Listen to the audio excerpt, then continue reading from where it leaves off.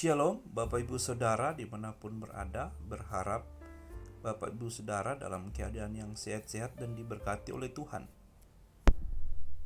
Di saat ini merenungkan satu renungan firman Tuhan yang terambil dari 1 Korintus 15 ayat 58 dengan tema Adeste Fideles. Mungkin kita asing dengan kata Adeste Fideles, tetapi tidak asing dengan lagu Natal yang berjudul Hai Mari Berhimpun. Adeste Fideles adalah bahasa Latin untuk judul lagu Hai Mari Berhimpun. Lagu ini bisa dikatakan sebagai lagu Natal paling populer setelah lagu Malam Kudus. Pencipta lagu ini sempat menjadi misteri selama beberapa waktu. Lirik lagu ini pernah dianggap ditulis oleh St. Bonaventura.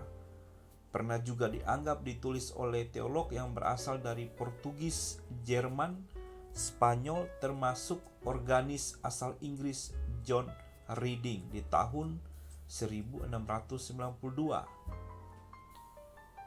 Hingga pada tahun 1946, Maurits Force dari Oxford menemukan sebuah manuskrip lagu ini yang ditulis dalam bahasa Latin, tetapi sampulnya tidak ada. Setahun kemudian, Dom John Stephan menerbitkan sebuah risalah yang berjudul De Adeste Fideles, Study on its Origin and Development. Dari berbagai-bagai tanda, ia mengambil kesimpulan bahwa John Francis Waite bukan hanya menyalin lagu Natal itu, melainkan juga yang telah mengarangnya. John Francis Waite dilahirkan di Shrewsbury, Inggris pada tahun 1710 dalam sebuah keluarga Katolik yang saleh.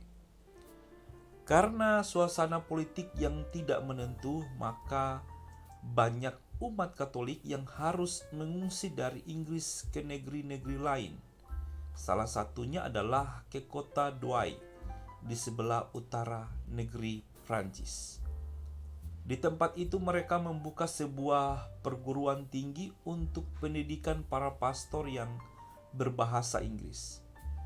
Ketika usianya kira-kira 30 tahun, John yang ikut mengungsi studi di perguruan tinggi tersebut.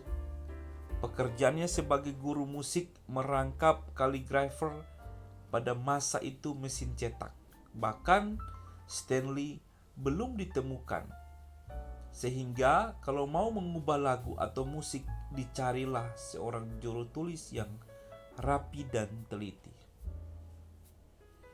John Francis Waite biasanya bekerja sambil sebagai seorang juru tulis partitur lagu sepanjang umurnya sampai ia meninggal di tahun 1786. Ia menyalin banyak sekali gubahan lagu, baik untuk dipakai dalam kebaktian umum maupun dalam rumah tempat tinggal.